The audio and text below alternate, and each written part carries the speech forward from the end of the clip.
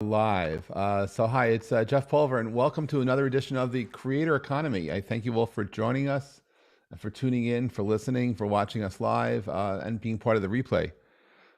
Today's show is what I've been looking forward to for a while. I have two friends who do great things who are joining us. Just want to give a shout out to those of you who've been part of the Creator Economy community for a while. Today, I'll be sharing two links. One is because someone asked me, why don't I do any drops of Jeff Coin anymore? And I realized, oh, I can still do that. So we're doing a coin drop for Jeff. No obligation. You don't have to click on it, but only if you have an account at rally.io can you actually participate. And sorry if you're listening to this on the replay, it's only going to be active for people who are watching us between 2 and 3 o'clock Eastern time on March 15th. You're out of luck otherwise. So there's a coin drop and something which is really special. I am launching a series of communities online. My life seems to be one big community ever since I went online in 1994, and I've played with different platforms. And so the Jeff Pulver community is being empowered.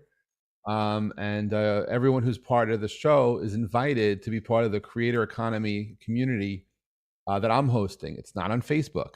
It's actually, I've been testing different platforms, and I gave up Discord.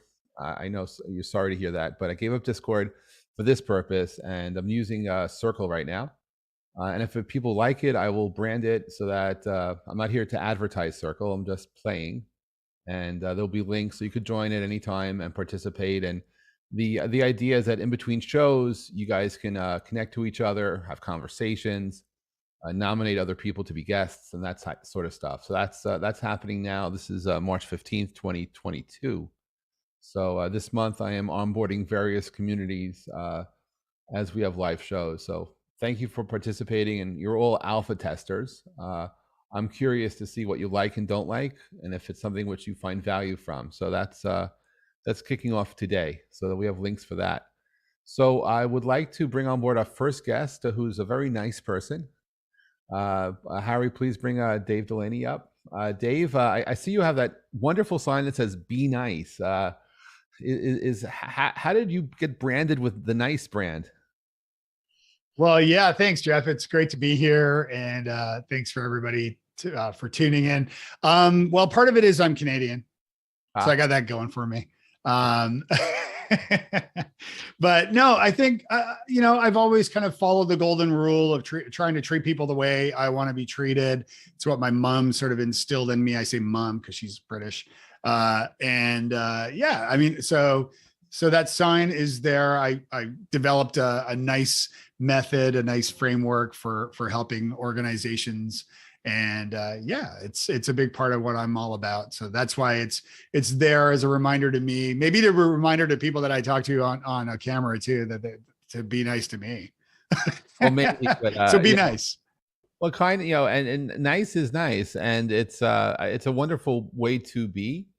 So what have you learned about community over the years of bringing people together and connecting the dots, or helping people connect? Is there some fundamentals of community associated with your Be Nice, your I'll call it your global Be Nice campaign? Yes. 100%. I think, I wrote a book a few years ago called New Business Networking. You're in there, Jeff, as an example of somebody who is just a super nice guy and somebody who brings people together. So when I moved from Toronto to Nashville in 2007, I really didn't know anybody here. And so I sort of had to network my way into the community to find a job and that kind of thing. And in that process, I co-founded a networking, an unconference. I co-founded Bar Camp Nashville and Pod Camp Nashville. And so those were free events to bring the technology community together in Nashville. And subsequently, as a way to keep the community together between those events, I created something called Geek Breakfast, which I've hosted in multiple cities and has kind of taken off over the years. And then something called Nash Cocktail, because not everybody could make it to breakfast. So, and that was a Nashville networking event. So I'm very much, the thing that I'm passionate about with networking is just bringing people together, planting seeds, offering to help them, and providing value to people. And that's really ultimately what community is all about, really. And back when you started with taking PodCamp, because I was at the very first PodCamp, I remember that quite well. Or it was Yeah. a little blurry, but I won't get into that. But I'll just say I remember it quite well. Chris Brogan, I think, share some blurry memories there. But Yeah. that was the first time I think I was exposed to people who didn't know they were creators. Mm-hmm. But back when PodCamp was happening, was sort of when the internet was, I guess, going from, if you will, from Web 1 to Web 2. And what before there were influencers, before the term influencers penetrated social media, and we were being social with our media by sharing photography, sharing videos, a whole line of people started creating a long tail episode. I call that long tail episodic internet TV shows, right? So you had all sorts of characters doing great things because they could. It wasn't like people had budgets. People necessarily didn't have grants. They just did it. And so for me, if I were to write a book about the creator economy, I look at PodCamp being sort of like the first creator. Not that we have always had creators in our lives, but from an internet context perspective, I look at the first creators being the folks doing magic with the podcasts and with video logging and video blogging. And how have you seen, or have you even thought about how the creator economy shifted over all these years, where it's gone from how people even approach creating content to delivering content? Yeah, it's a great question. And yeah, I love our mutual friends, Chris Brogan and Christopher S. Penn, who both co-founded the first PodCamp in Boston. Yeah. Yeah. Yeah. Over the years, yeah, it's interesting because I started podcasting with my wife in 2005. And so even I think the way, when we all first met, like I mean, I ran a BBS on my Commodore 64 in like 84. I broke BBSs. They were fun. Yeah, right. But I think I've always been really excited about using tech as a means to communicate and meet like-minded people and to kind of, to network that way. I think over the years, what's happened is our more talented geeky friends who actually created the Twitters, the Facebooks, the LinkedIns, and so forth, realized that they had businesses. And so a lot of these things like Twitter didn't know what it was, for many, many years. And we, the users, were the ones. Chris Messina created the hashtag. And, I remember Brogan and creating a spreadsheet, or Google, like a spreadsheet that we would share to add our Twitter names to and things based on our interests. And I think over the years, obviously these social networks became really businesses, and businesses needed to make money. And then, algorithms were developed and advertising was lucrative. And suddenly the users were maybe less, there was less focus on the users and more on keeping the advertisers and those who finance the companies happier. And so from that, and a need to boost engagement, there's positives and negatives to that. And the negatives, of course, gets into, algorithms, clickbaity links and things like that. So it's a long-winded way of answering your question, but I think these days the community is still there, the people are still there, but it's a little noisier, and you've got to be more strategic in how you can keep connected to those folks and use those platforms to communicate. And talking to you, I just, almost makes me want to go back to what I'll call the good old days, for many different reasons. And we don't do politics on the show, so I won't talk about politics, but I'll just mention that I never would think 2006 was a good old days, but in some ways it was for many different things. Yeah, no, 100%. And, from a content creativity perspective, right? Being able to create content for content's sake, right? I mean, it's one thing if you're a singer. So I know you're in Nashville, so you may or may not be an aspiring singer-songwriter, maybe for a record deal, maybe you're looking for a publishing deal. I mean, lots of people come to Nashville looking to have their dreams fulfilled. And what I did love about PodCamp was we never questioned why you're a creator. We accepted people for who they said they were. Like you didn't have to prove yourself. You just had to be there. And Yeah. and what I don't like about the current creator economy is there's a gate. It's sort of like going to a club and having a bouncer in the front door saying, you know, you're not dressed right, you can't get inside. No, nope, not today. Yeah. And you know, for someone to have the drive, the passion, the opportunity to be self-expressive, I kind of like that. And my hope for the 2020s version of the creator economy is to embrace the creativity, right? To allow each and every one of us in our own unique way, in our own style, to find our voice and to present our voice to the world. And if we can monetize it, that's on us, right? Yeah. But you know, I guess you know when I see I'm staring at Be Nice as you're talking, and that's just reminding me to tone down about my not nice feelings toward Facebook sometimes because you know I remember there was a purity. I think back when I first got involved with Twitter, maybe it was 2007. I literally remember walking outside during sunset and tweeting and sunset, and I connected with someone in Indonesia who was doing sunrise, and it was like I noticed it was 12 hours away, and it was just magical the way like we were doing that in real time, not even Yeah. thinking about the flow. And when I got onto Instagram, it was sort of similar that, you know, if 8 people were at an event, we all were posting photographs in real time from that event. And guess what? We saw it at the same time. It's like, how crazy is it? And now, Right. if I, you know, one of the reasons why I'm not so active on some of these platforms is because I'm not able to experience life in real time. I experience life in real time, but I'm driven by the algorithms that are attempting to do better for me. And while I appreciate the need for the platforms to monetize, you know, if a platform would have said, "Hey, pay me $5 a month, and you could be advertising free," I might have said yes. Yeah. To your point, I mean, I think I'm curious to see where we go with the creator economy online, because to your point, I mean, you look at, you know, people create things and share them with the world because they want to be heard. They want to join a community or be a part of a community. They want fans, they want clients too, of course, customers to buy their art and so forth. But, you know, nowadays, and that was part of the pull, I think, with social media is you know, we could write a blog post, or we could, you know, publish a podcast episode and then use social media to promote those, to get folks, you know, from our networks over to consume that content. But now that these pipes are sort of throttled, unless it's a, you know, obviously more of a pay to play kind of model now. If the creator isn't willing to cough up a bunch of money to advertise that content, then suddenly that communication is sort of hindered. And so if you're not reaching anyone with your with the content you create, whether, you know, whether you're writing blog posts or articles or a book or whatever, if you're not reaching people with that content anymore, then it kind of diminishes the value of publishing online. Yeah, I don't know. no, What are your thoughts with that?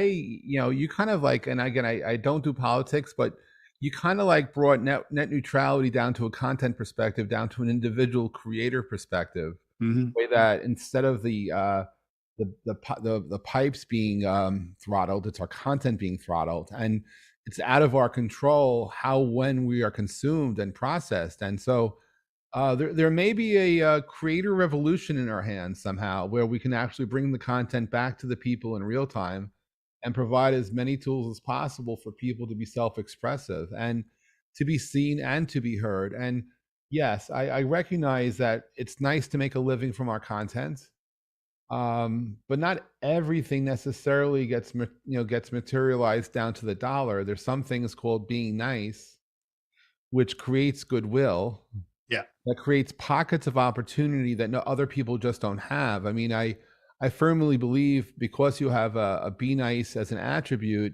you're more likely than not to engage in moments of serendipity and synchronicity than somebody who isn't open to those possibilities. That if we just have our business hats on all the time, trying to figure out what is the business model of this content being created, or therefore you know, don't do it, you know, we miss out. And so Yeah.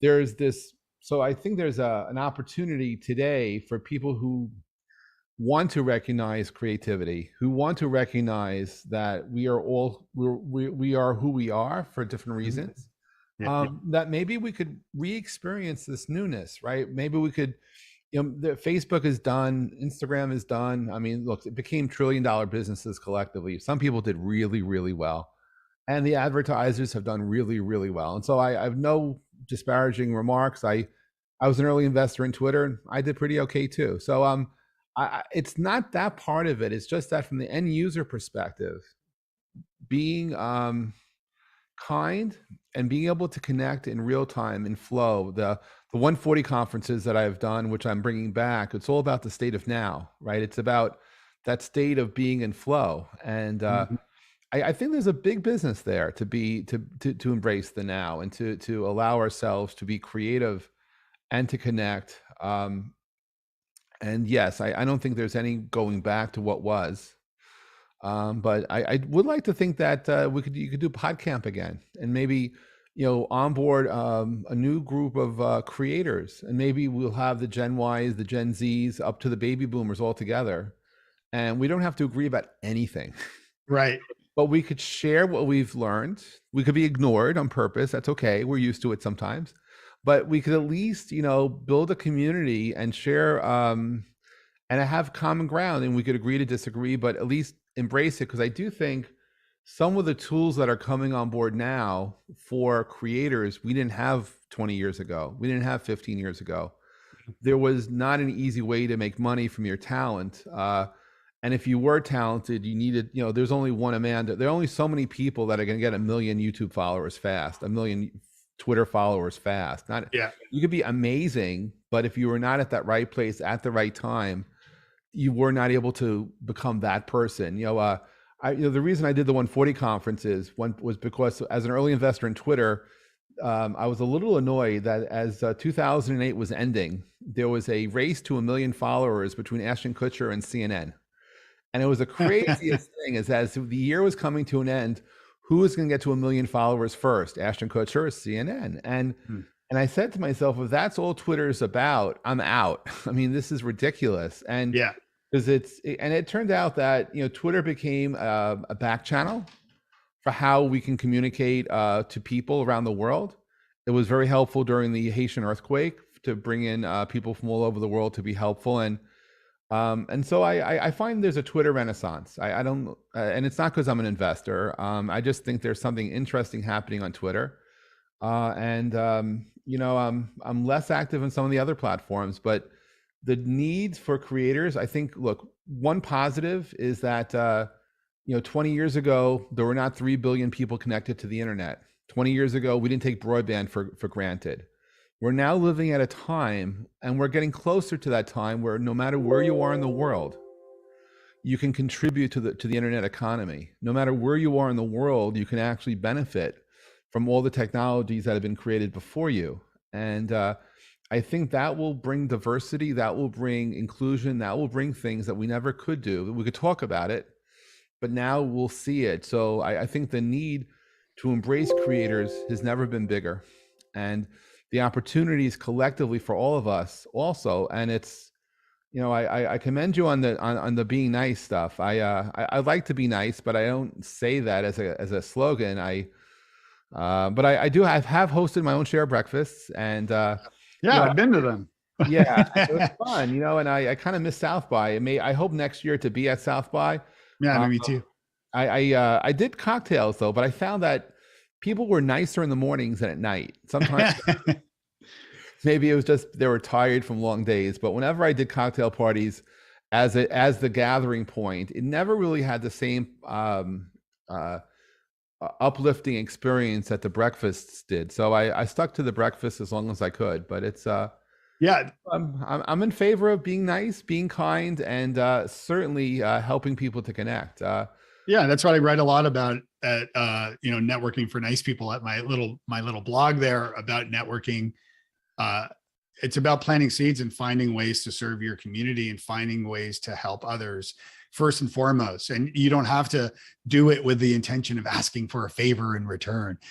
You could actually do it just because that's a nice thing to do, right? So it's about planting those seeds. And to your point about the breakfast thing, when I started Geek Breakfast, as I said, I just wanted to keep the community together in Nashville. And what happened was somebody came from Chicago And he'd heard about it, and he said, "Can I come?" And I said, "Of course, anybody can come." And he attended, and he said, "How do I do this for myself in Nashville or in Chicago? I want to create my own geek breakfast." And so I was like, "Just invite your geeky friends for breakfast." And he's like, "No, but how? Do you have a website?" And I didn't. But so then I bought geekbreakfast.org and put together this and there's no strings. Like, it's free. There's no strings to it. It just like create your own geek breakfast. And to your point, like, breakfast is a great time to bring folks together. And I handed the event off to someone else to run, only because at the time I started carpooling my kids. And so I was unable to be there in the mornings anymore. But yeah, I think there's something to be said about using social, using online to create relationships, or to find relationships, and to connect with one another.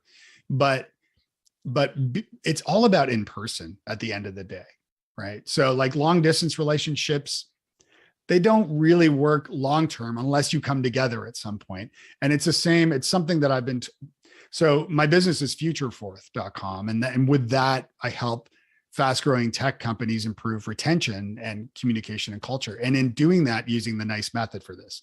I bring this up because what companies are finding now, when they're fully dispersed and employees are fully remote, it's really hard to build a great culture because people aren't coming together. And so I'm really encouraging leaders to bring their people together, whether it's for a retention or for a retreat, or an offsite or something like that, or develop a hybrid model so that some of your team are at least in the office for like a couple days a week or something, so that they're building relationships with one another. You need human touch. I had Professor Robin Dunbar of Dunbar's Number fame on my podcast recently, and he talked a lot about that, about the importance of actual physical touch, whether it's a high five or a hug, or handshake or something like that. But relationships really do magically grow when there's that in-person high five, hug, handshake kind of scenario. So yeah, I think it's all about using online to keep the relationships going, or to meet people. But like, remember tweet ups? Like, we used to do tweet ups. Right. And I would do tweet ups when I traveled as well. And so you do a tweet up of your Twitter friends, and they would all come together in person. And, Jeff, I've got photos of us together at South by, I think, 07 or 08 at a tweet up right across the road from the Austin Convention Center. And so, yeah, to your point, I mean, I think it's about building community and using online to foster those relationships, but you got to come together in person at some point, or those relationships tend to start to fizzle a little. Well, I look forward to traveling again. I look forward to hosting some stuff in person again. It's been more than 2 years since I've been on a plane. And so that will change. Hang in there. I want to bring our next guest up, and we'll catch up, the three of us, in a little bit. Dmitry, welcome to the Creator Economy. Thanks for being here today. I'm a fan of your work for a while. How are you? How are you doing? I'm really well. I was actually on a plane recently, which was kind of odd to be back on a plane and feeling somewhat safe, even though obviously still wearing a mask. But yeah, excited to get to see everybody in person again. So you beat me to the punch. So you already traveled. So I guess you're getting back to that flow. Well, one day that will come back for me too. I hope. So could you please tell people about Koji and what you've been working on? Because I had to discover it myself. You were kind enough to be on at the Von3 Summit, and we spoke about communications and stuff. And you have a long history in doing great things. And then I stumbled across Koji, which I thought was like pretty cool. And there are a bunch of creators here in the audience. And not that I'm looking for you to give a shameless pitch about your company, but I would help educate people about what you're thinking about and what you guys are doing, because I don't think everybody here knows about you. So please take the time to explain and share. Yeah, I'm not going to pitch, but I'll try to paint the vision for what I think I'm excited about. So you guys were just talking about, we're all old here. We were around during Web 1.0 that we didn't call 1.0 at the time. We didn't know. Now that we've sort of rebranded that, Tim and John Battelle back in the day. Web 1.0 was about consumption. Web 2.0, we all learned to create, and we experimented with creating in many different types of formats and on, different types of services, these social media, social networks, different types of monetization models, Patreon, Cameo, OnlyFans, etc. And here we are in a world where, tens of millions plus hundreds of millions of people have learned to be creators, learned to use these creation tools, have inspired each other and sort of leveled up in their ability to create. And some folks have become professional creators. So all of this is great. Web 2.0 brought us that. I believe this next sort of phase that we're entering is where we sort of learn from this recent past and make things sort of radically better. Experimentation by its nature creates fragmentation, and fragmentation, gets in the way of managing it and sort of dealing with it. And so we find ourselves in a world where, creators are using all of these different social media services. It's very rare to find creators that only use one service. Typically, they might get popular on TikTok, and then as quickly as possible, they try to sort of diversify. Creators are using, multiple monetization sort of solutions to try to monetize. So I meet creators, that signed up for Patreon because they wanted to have subscription tier, signed up for Cameo because they wanted to be able to fulfill custom video requests for their fans. They've got an OnlyFans, they've got a Kajabi, they've got a Gumroad files, and then they're all sort of overwhelmed with, how do I manage all of this? I've got no time left to create content because I'm just managing all these services. And worse, I have to sort of harass my fans. Please go to my Patreon, please go to my Cameo, please come back to my Patreon. Nobody likes doing that. And so this is what Koji is working on solving. Again, sort of learning from the past, from all of these amazing entrepreneurs and creators, that have sort of taken the proverbial arrows as pioneers. We're refactoring the creator economy to look different. Instead of sort of having all of these different, for example, monetization solutions to go and cobble together, we believe that everything can sort of be centralized on sort of one global canonical profile. Back in the day, Tony Conrad gave us about.me. I was a user. That idea was not a unique idea even then. Many of us had personal websites, had blogs, etc., where we pointed our domain names to it, our personal names, DmitryShapiro.com. Koji is sort of the modern day version of that, of a global canonical profile that's sort of ultimately expressive. You can customize it in any way you want. It's portable, meaning it's a link. It's just web. So you can link to it from all of your social media services that you're going to use. It's extensible with these things we call mini apps. Today, as of today, we have 225 of them. You can find them. What is a mini app? Think of a mini app as a module that you can add to your global profile, your link in bio, your global profile. And these modules are extraordinarily diverse. That let you, the creator, enable your fans to interact with you in sort of countless different ways. Some for the purpose of, sort of just community building, some for the purpose of self-expression, crowdsourcing of content from your fans, various forms of monetization. For example, we have a mini app that sort of acts like Cameo.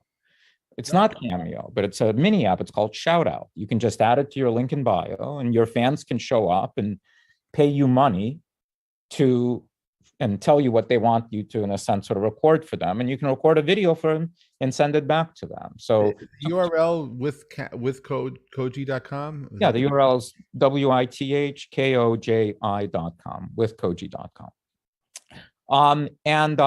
And these mini apps they're not native apps, they're web apps. So again, you can just think of them as modules. And there are new ones that are being added every single week. Why? Because Koji is also this mini app store that allows independent developers from around the world to build these new modules.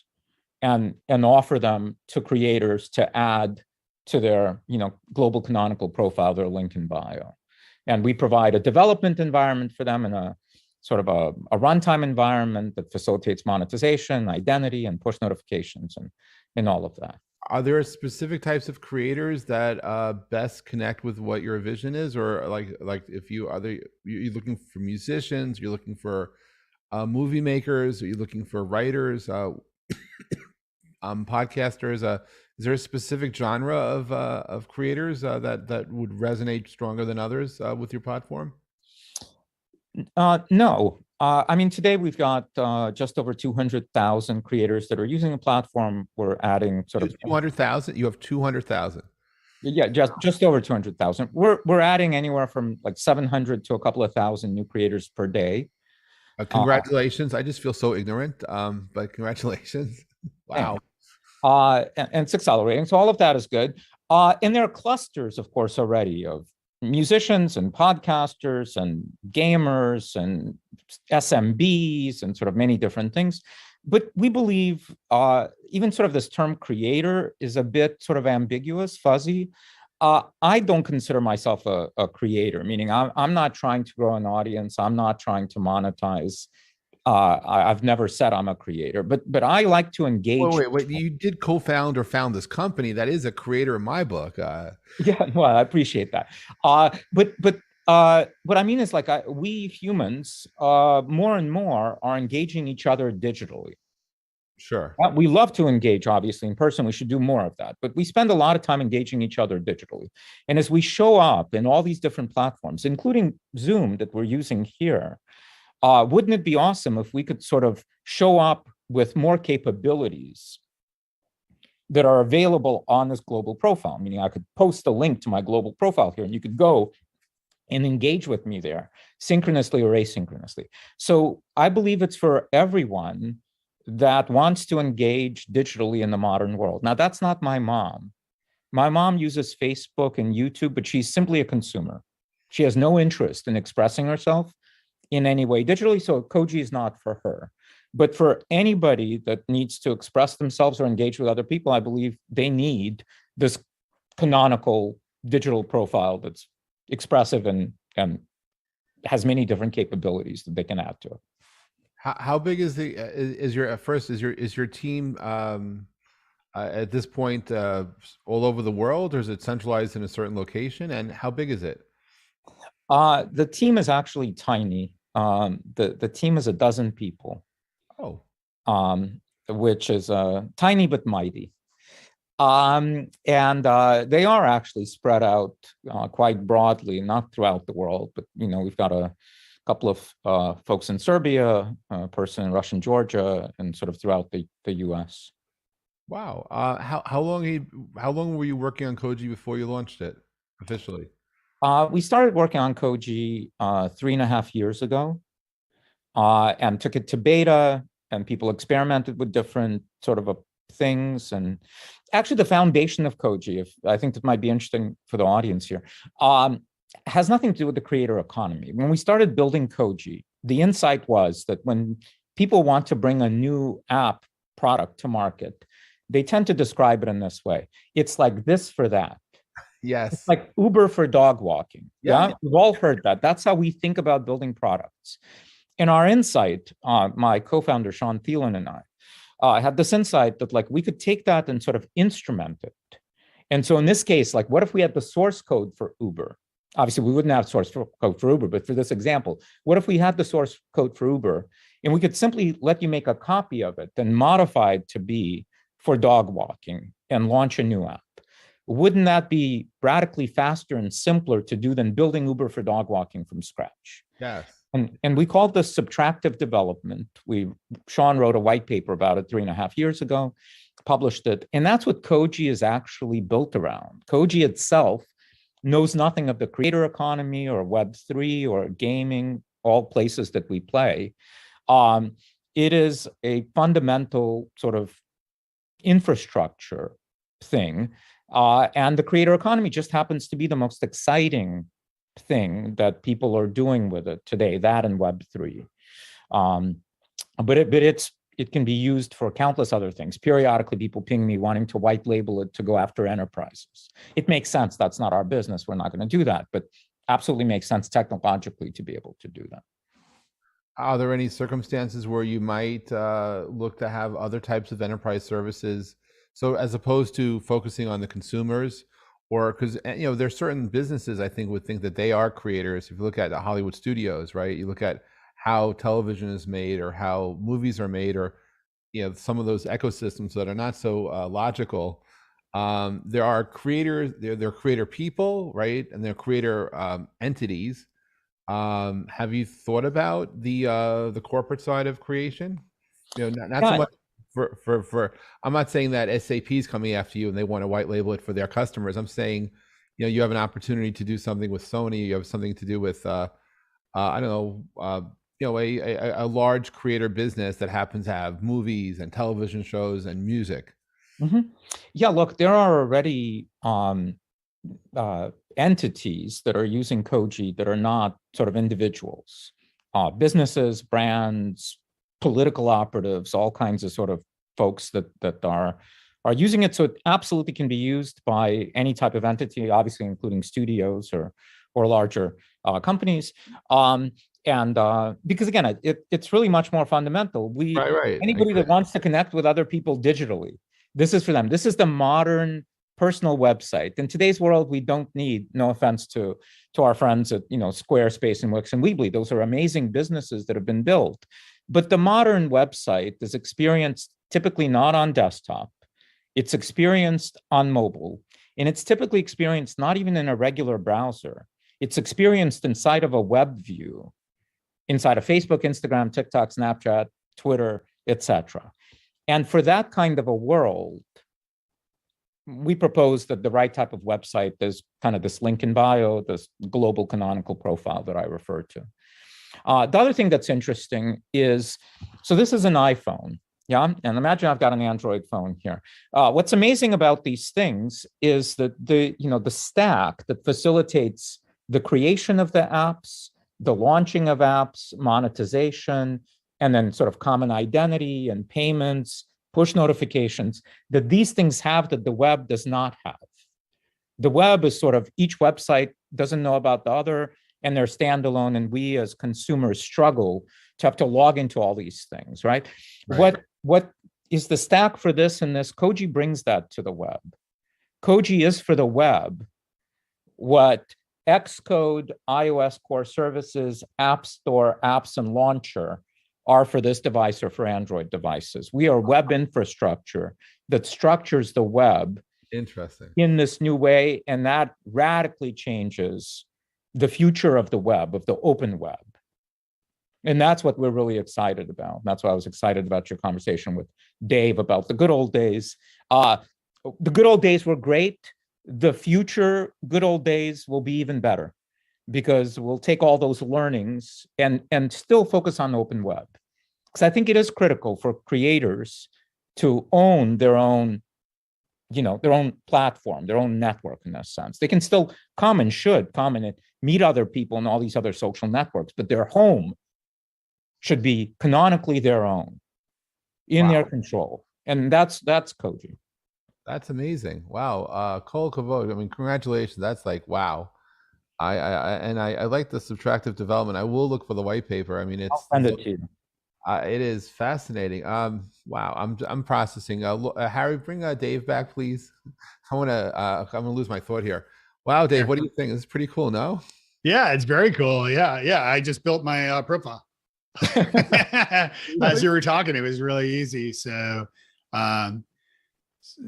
yeah. So is it mainly like a place? Like it reminds me a little bit of About Me, or a little bit of like a link tree kind of thing, where you include links.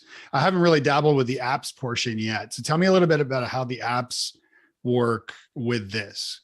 Mm-hmm.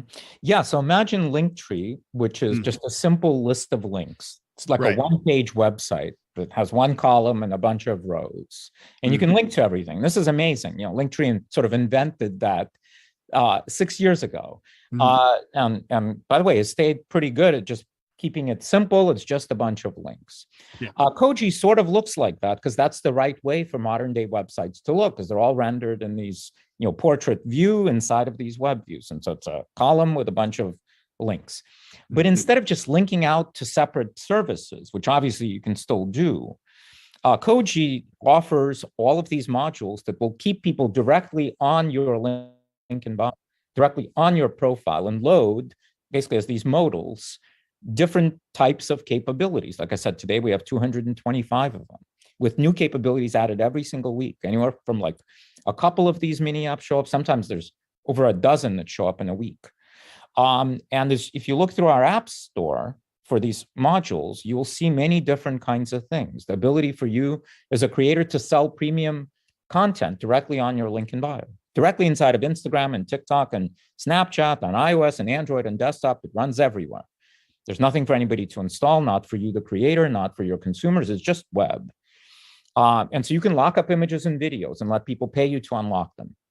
Or you can offer people Cameo type experiences where they can pay you and you get their request and then you record a video and you fulfill it back to them. Or allow them to rent ad space on your link in bio. Or allow them to ask you questions and like ask me anything. Or allow them to use NFTs as keys to unlock premium content or join giveaways or buy your affiliate links. I won't be able to enumerate all of them. There's 225 of them. Wow. But imagine anything you can imagine directly on your link in bio. So on the NFT side, because I'm just curious, because we somehow every episode recently always ends up on NFTs. Would you take like a contract from OpenSea and works with either both Ethereum and Polygon? Do you know? Is it easy? And it's easy to, so I have a family of NFTs under the Pulveria brand for reasons which I won't get into right now. And I've always been looking for perks to offer friends, like what you can gain access to. So if I follow the instructions with Koji, I can use the OpenSea contract to enable some special. Yes, it works like that. Yeah. In fact, there's no instructions to read. You literally say add. You could do it while we're doing it here. You can say add, give it your contract address, choose your contact is locked up, and you're done. Wow. Yeah. And I will then give you access to stuff. Yeah. Yeah. Wow. And anyway, anyone can certainly play around with it and use it. Wow. I mean, I read about your funding announcement and I was like, I just thought that was okay. So you raised a lot of money for Series A. It was Series A, right? You did. So I figured this one was a Series B. So the company's raised 36 million. Today, this one is a $20 million raise. Yeah.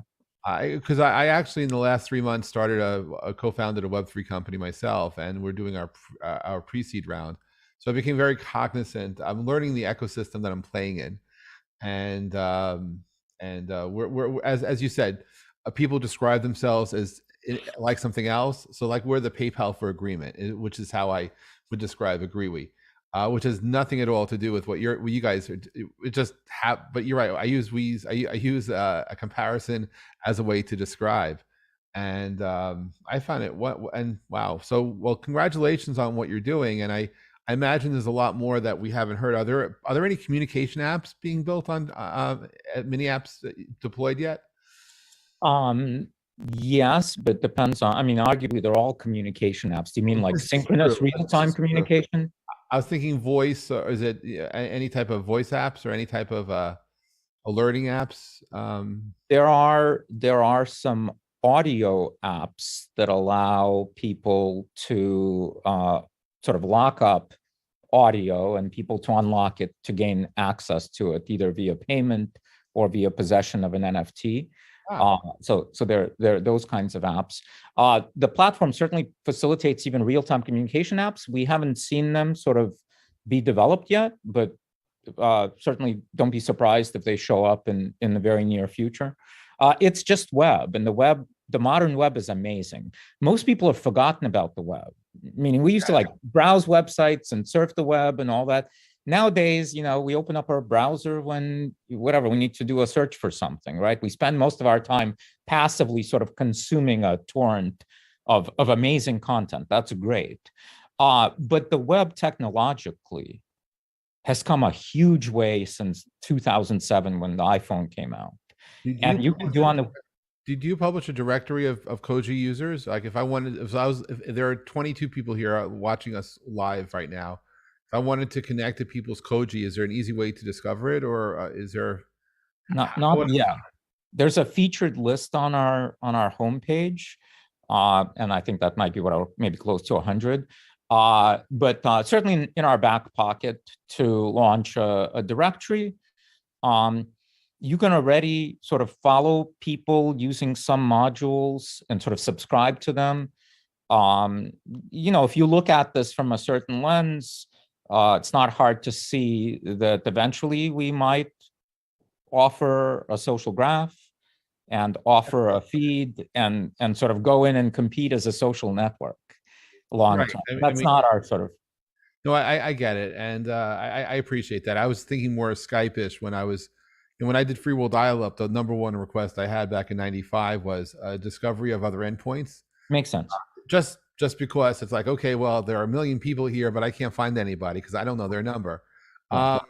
There's actually a question from the audience. So Carlos has a question. Carlos, do you want to, Lauren, you want to unmute him and invite Carlos to ask the question? If you can, Carlos, please go ahead and I'll ask that. If you like to unmute, please do so. Lauren, I can't hear you. Lauren, you're muted. We've Lauren. asked him to unmute, Jeff. Oh, all right. Or put the question in the chat before we run out of time. While we're waiting, if there are any other questions. Oh, he just disappeared. Fair enough. Anyone have any questions for Dmitry or Dave? Really? I find this fascinating. Dmitry, you are truly a unique individual, and I'm in awe of the imagination and ability to execute that you bring to the table in everything you do. And I'm inspired just listening to you. And so it's nice that the creator economy is here, but as you said, what you did was started way before the creator economy was a trending topic on Google Trends. Dave, how are you? Jeff, Yeah. before you go on, there are 2 questions in the chat. Okay. Hold on one second. One from Betsy and one, I don't see the second one. And Eugene has one for Dmitry. So how would you like to handle that? Well, let's go to Betsy first, I suppose. Okay.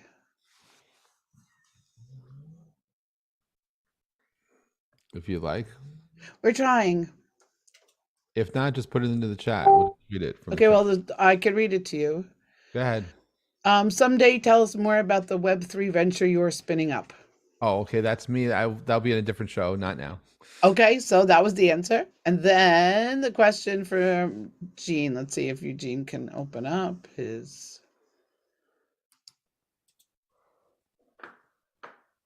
Yeah, go ahead, Gene. And this is really for Dmitry. I was looking at your Koji stuff a few weeks ago when we first connected on LinkedIn, and I became very curious. I run a few micro communities, and I was curious if anyone had taken some of your things and branded them to a micro community so that anyone who joined that community would automatically get certain of the Koji apps that could be applied to the LinkedIn side. I'm very heavy on LinkedIn versus any of the other platforms. No, that'd be good to get some clarification on that. Meaning somebody joins your community and they have access to certain set of apps that they can then add to their profile in your community? That would be the idea. Yeah, so actually, thanks for the question. It's a great question, actually very important. So because all of this is just web, and because our business model is we don't charge anybody for using these services, we take a percentage of transactions if creators are making money, and that's it. So we want this thing to go everywhere. We've now done a number of things that are like what you're talking about. One was a partnership we did with a company called Gemmy, which is another link in bio. You would think of them as sort of being a competitor to us, even though, again, we don't see that, and they don't see that. And we allowed them to take our entire app store and embed it in their builders. When you're creating a Gemi website, you can easily get access to Koji mini apps, configure them directly in the Gemi builder, and add them to your Gemi profile. Also, last week we announced that we've integrated with WordPress. So WordPress, powers more than 40% of the web. They have this new builder editor called Gutenberg, which is sort of a radical reinvention of the editor in WordPress. And so we've integrated with Gutenberg. So right from inside of WordPress, you have access to the Koji App Store, can configure these apps and add them to any WordPress blog or website or CMS, etc. So yes, it's super easy and super possible to be able to do that. If you go to withkoji.com/developer, you can see all this documentation. And also we have a newsroom. You can see sort of all of these things. And by the way, everybody, please feel free and reach out to me. I'm just Dmitry at withkoji.com, and happy to help you guys, answer questions, get you on board at whatever you need. Thank you. And We have a few more questions. I see. All right, Lauren, you want to run? All right, I won't read. Sure. You. Anne's going to ask her question. If you just unmute yourself, Anne. Hi. Hi, Anne. Hi. Hello, everyone. Dmitry, thank you. I was listening. I was just wondering if you could go back and elaborate a little more. You said you have audio apps that hold possession of NFTs. Is that? I was just wondering if you could talk a little more about the functionality of that and how that works, and if that's related to control of intellectual property rights or how those are handled. Yeah, so if you just go to withkoji.com and view the apps, you'll see there's a number of audio apps in there. One of them allows you to charge for having access to a piece of audio, right? And so you might be an independent musician that says, I want to upload my song here, and only people that pay me $1 here have access to it. So that's a sort of trivial canonical use case there. There's also a derivative of that, which instead of paying, the app requires the fan to have in their crypto wallet an NFT. And when they try to unlock it, it verifies that they do indeed have one of these NFTs in their wallet, and therefore gives them access to the content there. Yeah. Cool. Our next question today is from Brian. Hey there. Fantastic content from both of you. Dave, any advice for dealing with the lack of niceness on most social channels? Some of us can't leave the platform because of our jobs. So how do you deal with all the negative users and posts that are out there? Yeah, great question, Brian.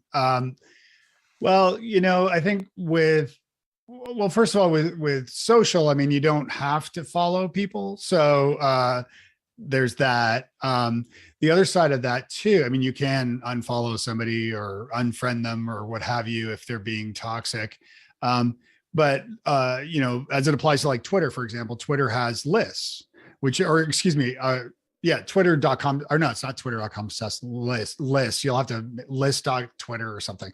And you can create private lists and public lists. And so you can create a list of people you want to follow. If it's a public list, then they'll be notified they've been added to that list. So, you don't want to name the list like bunch of jerks. And then Dave Delaney's been added to a bunch of jerks. So you don't want to do that. But you can also create private lists as well, where you could add Dave Delaney as a jerk, and I won't now. So there's ways to do that. I think it's also very important in your day-to-day of because we all deal with jerks out there, is to take a step back and understand that there's usually a reason why people are doing this.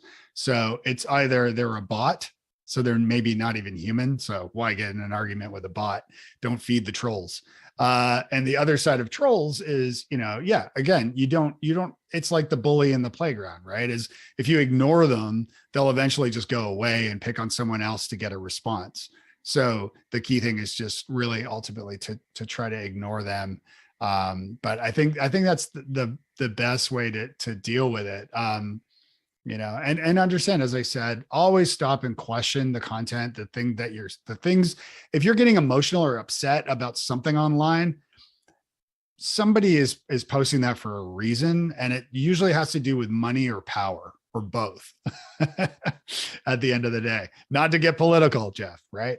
Okay. So we won't go there, but it's important to just try to take a deep breath and, you know, just, you can remove that person, you can mute that person and things like that. So I hope that helps, Brian. I want to just make mention that if you see links in the chat going to referring to either a Jeff coin drop or to a link to Circle, that's a alpha version of the creator economy using Circle. I'm looking to onboard the folks that are here. I'm not looking for widespread testing, just a limited use case to see if you'd like to continue a conversation from today's show, to see how that works from a flow perspective. Yeah, I am giving away pieces of Jeff coin to people who participate here just for fun, because I can. Lauren, were you able to get Carlos' question, or no? You were not able to. No. All right, guys, do you have any questions for each other? Any closing comments before we end the show? I was gonna just say, Dmitry, it looks really cool. It is reminiscent. You mentioned WordPress. It's reminiscent of early days, you know, Web 2.0 WordPress, where people would build their own blog, whether it was, you know, WordPress for the most part, and adding, you know, third-party plugins to your blog to make it look better. As far as the applications go, now the negative side of that, and actually a reason why I went away from WordPress, although I love it, but was those plugins, while perfectly perfect initially, could go rogue, and suddenly you have malware infecting your site.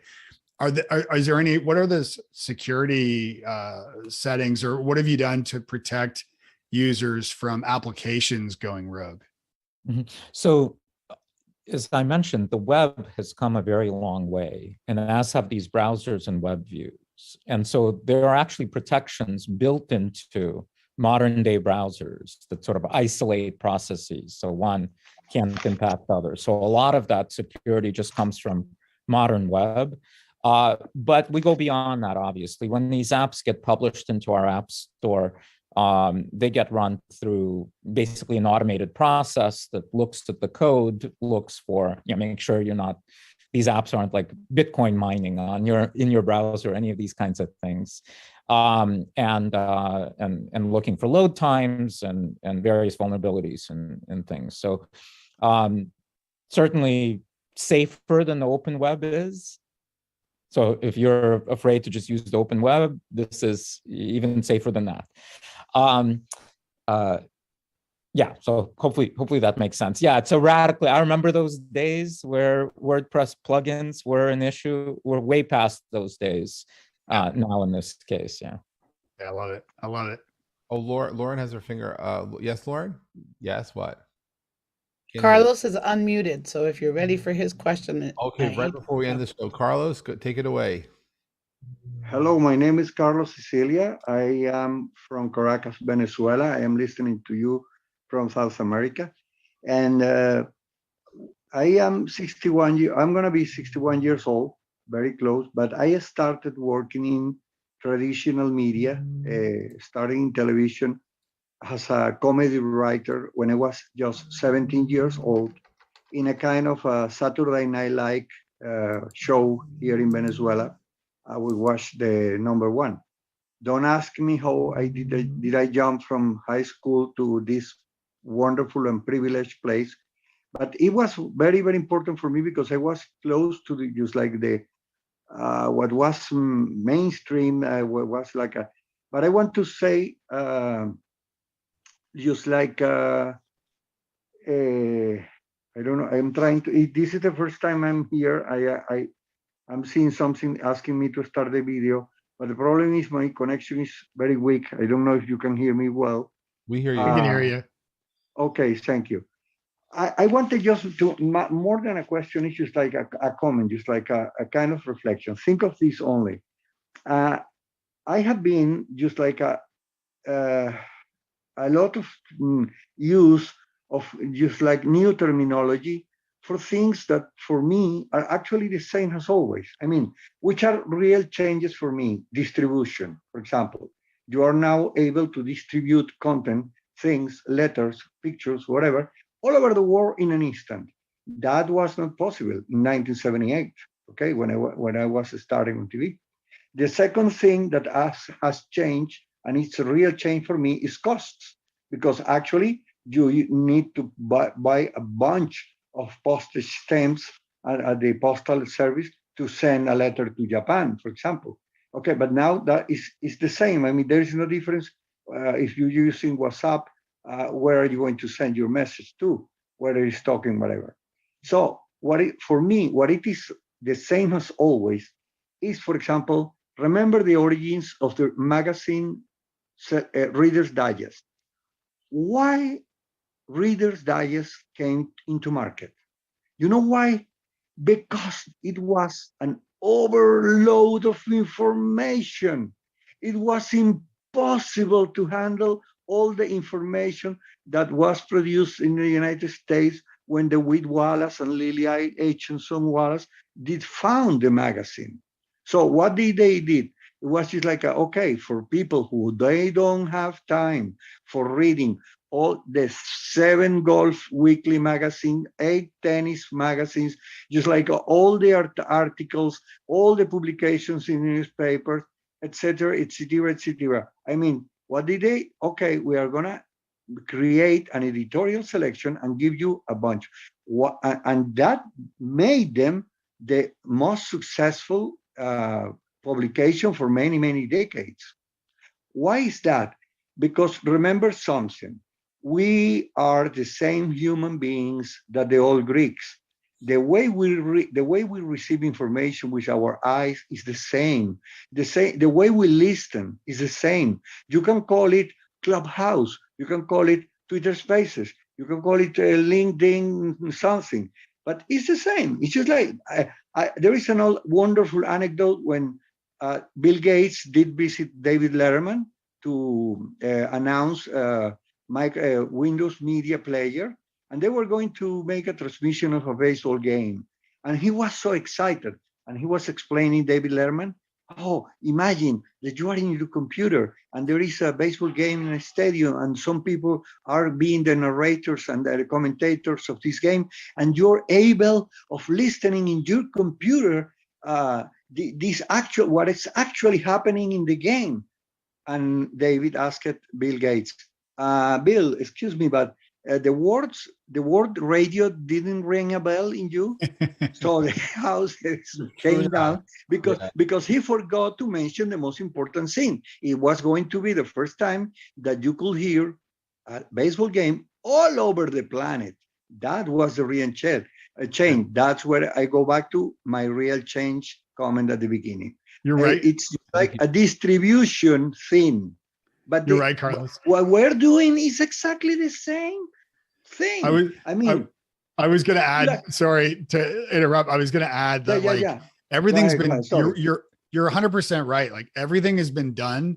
It just has different names now. Even just with the web alone, you know, Jeff mentioned weblogging, and we were talking about blogging earlier, and we were talking about WordPress, and WordPress is a blogging platform. And now we're talking about, you know, these days we talk about CMS, content management systems, and a CMS is WordPress, which is blogging. Yeah, right? Exactly. So, yeah, no, you're spot on about that. So it's just like the articles in Reader's Digest is the blogs. It's just like the post in the blogs. The book section is just like, well, actually Reader's Digest did something incredibly important, which is not being done now. And there are very old tools that were useful. For example, let me tell you something I'm doing with the podcast. I don't have an official podcast yet.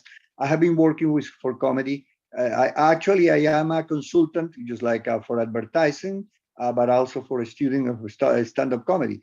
But for example, look at this. In YouTube, you have this capability, which is wonderful.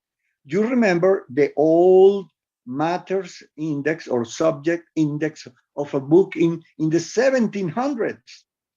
What happened with that book? At the end, you have an index. It said Washington 7, 13, 118, 119. What does that mean to you?